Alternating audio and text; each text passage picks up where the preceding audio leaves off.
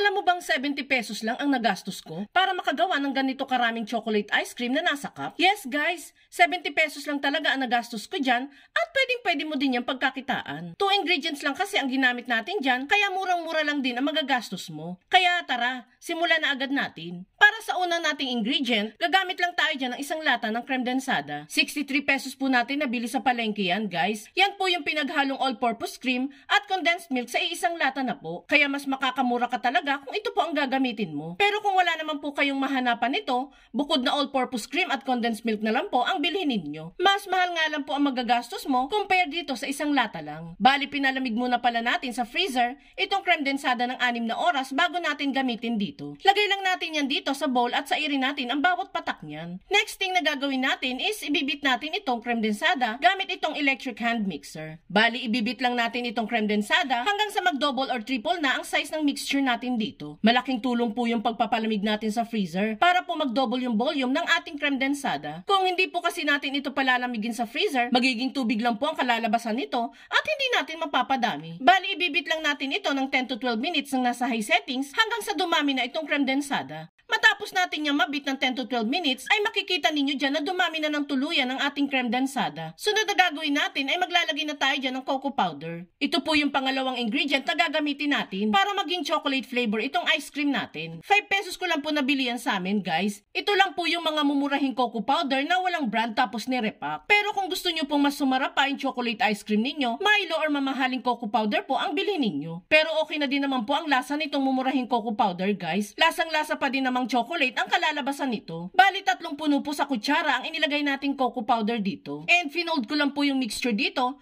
para hindi tumalsik ang cocoa powder mamaya kapag binit na natin ito. Then saka tayo bumalik sa pagbibit nitong mixture. Bali ibibit na lang natin itong mixture ng 5 minutes hanggang sa humalo na ng maigi ang cocoa powder dito. At kung nakaabot ka sa part ng video nating ito, it means na interesado ka sa ice cream recipe na sinishare natin ngayon. At kung sakali pong magugustuhan mo ito, pwede po bang pusuan mo naman ang video natin? At mag-iwan ka na din po ng comment na I want this chocolate ice cream. Maraming salamat po. Yan guys, natapos na natin ang pagbibit nitong mixture. Makikita nyo po dyan na dumoble na talaga ng husto yung creme densada natin dito. Bali isasalin ko lang po muna yan sa piping bag para po malinis natin itong mai-transfer sa mga cup. Ang ginamit pala natin dyang cup is 4 ounce ang sukat na yung may takip na po ang binili natin. Itong cup guys, hindi na natin isinama yan sa 70 pesos ha. Baka po magtaka ang iba dyan. 150 pesos ko lang naman po nabili ang 100 pieces nitong cup na may takip. Pero kung pampamilya lang naman po itong ice cream, transfer nyo na lamang po itong mixture sa mga preferred ninyong lagayan. Bali dito guys, nakapuno nga po pala tayo dyan ng 12 pieces na cups na gamit lang ang isang latang creme densada. Oh, di ba ang dami na guys? For final touch ay bubudburan natin isa-isa ng cocoa powder ang bawat cup para naman may konting design ang ating ice cream.